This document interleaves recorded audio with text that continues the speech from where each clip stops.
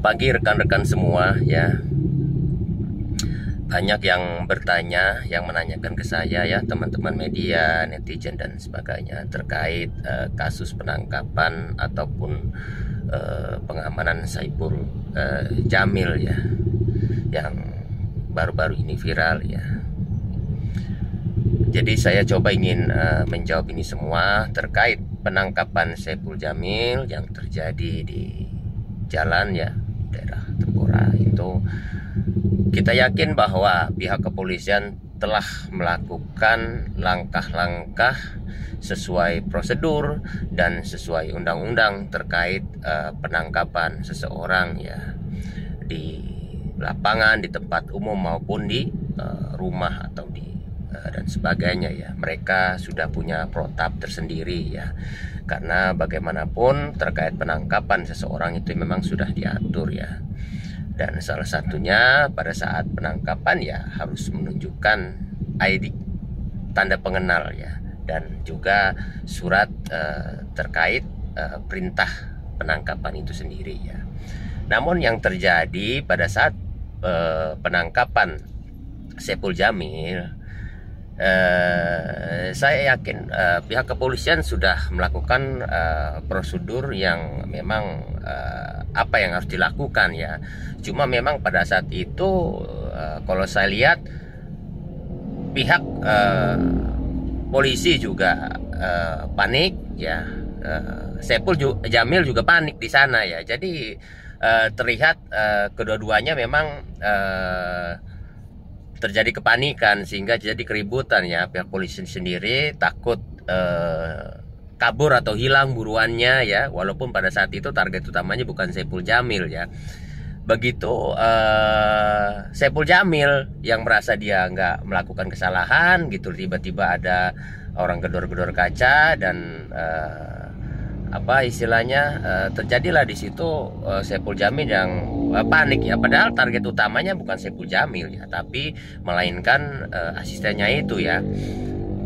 Nah, dari sini kita bisa menilai gitu ya, bahwa pada akhirnya gitu loh, ketentuan yang sudah diatur dalam undang-undang dan sebagainya itu terkait penangkapan, akhirnya di situ terjadi buyar jadinya, jadi nggak jelas ya. Di sisi lain pihak kepolisian juga sudah membantah bahwa beberapa dari orang atau pelaku penangkapan itu adalah bukan anggota kepolisian, dan itu juga harus menjadi koreksi bagi pihak kepolisian. Kok ada ya pihak lain yang melakukan hal itu ya, harusnya saat itu juga harusnya tidak dibenarkan, hasilnya tidak diperbolehkan ya, karena bagaimanapun itu tugas polisi ya. Nah, yang kedua, ini juga pihak kepolisian targetnya kan bukan Saipul Jamil ya, yang harusnya jangan justru saat itu terlihat seolah-olah Saipul Jamil target utamanya gitu loh.